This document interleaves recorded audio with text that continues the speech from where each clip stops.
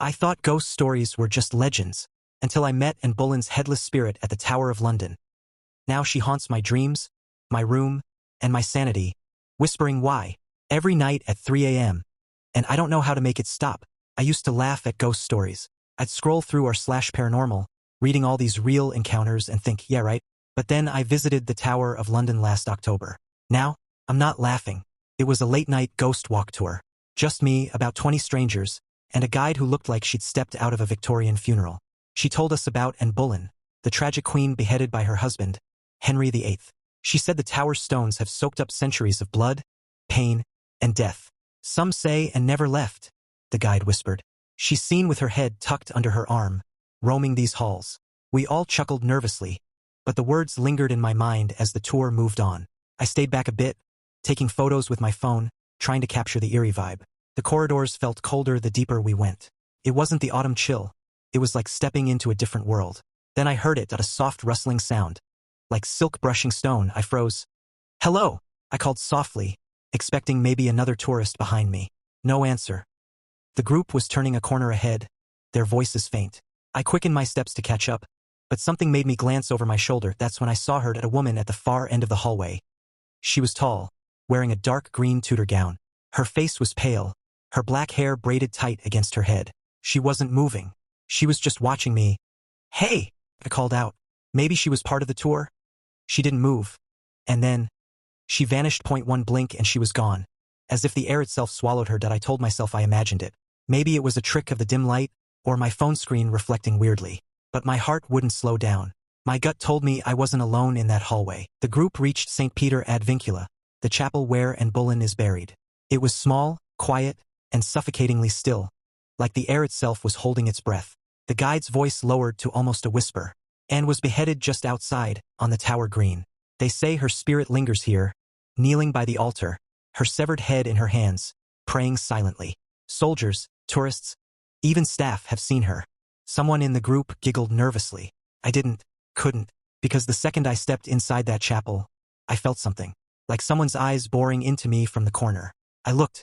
There she was. The same woman I saw in the hallway. The same dark green gown. Only now I saw her clearly. Her head was missing. Her body stood perfectly still, holding something in its hands. Took me a moment to realize it was her own head. Pale face, eyes wide open, lips slightly parted like she was about to speak. I froze. My breath caught in my throat. No one else noticed her. Everyone was looking at the guide. But I swear she was looking at me. I blinked and she was gone. Just like that. The corner was empty again. But the air felt heavier, colder. I forced myself to laugh it off. But I didn't hear a word of the guide's speech after that. I just wanted to get out of that place. When the tour ended, I almost ran for the exit. But some stupid, reckless part of me wanted to know if I'd imagined it. So I went back into the chapel. Alone. The chapel was empty, but the atmosphere was wrong. The shadows felt alive. That's when I heard it. A whisper. Soft, almost too quiet to hear. It wasn't English. Sounded like a prayer, or maybe a plea. Who's there? I whispered back. The sound stopped. My chest tightened. I turned toward the altar, and there she was. Closer this time. Anne Boleyn. Her face was pale as wax. Her dark eyes hollow but filled with something. Sorrow? Rage? She stepped toward me. Her gown dragging across the stone floor with that same silk brushing sound I'd heard before. And then she spoke. Or tried to. Her lips moved, but no sound came out. Her head was still in her hands. I wanted to run, but my legs wouldn't move. She tilted her head. Well, the head she was holding, and her lips formed a single word. Why? I don't know how, but the whisper wasn't in my ears. It was inside my skull. I bolted.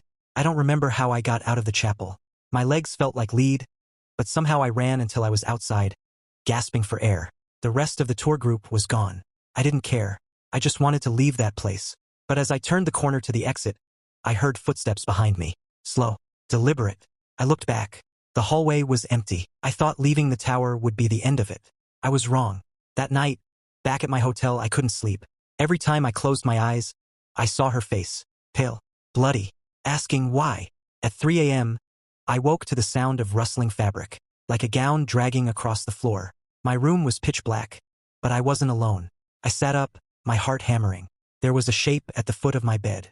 Tall, feminine. I scrambled for the light switch. The moment the lamp flicked on, the shape was gone. But the carpet by my bed was cold and damp, like someone had been standing there in wet clothes. The next few days were worse. I'd hear whispers in empty hallways. I'd see shadows move just out of the corner of my eye. Then I started dreaming of her execution.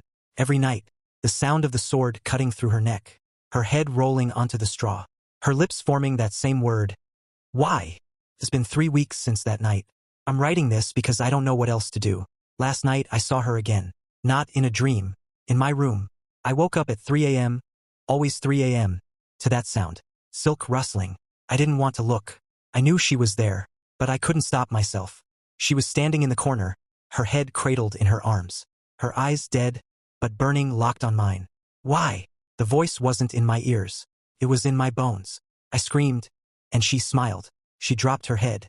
It rolled across the floor, stopping at the foot of my bed. The lips were still moving. I ran. I didn't even grab my phone or shoes. I spent the night in the hotel lobby, shaking like a child. Now I'm home, but it hasn't stopped. The whispers follow me. My mirrors fog up, and when I wipe them, I see her face behind me. I'm afraid to sleep. I'm afraid to be alone. If anyone's reading this on Reddit, what do I do? How do I make her stop? Or, what if she doesn't want to stop?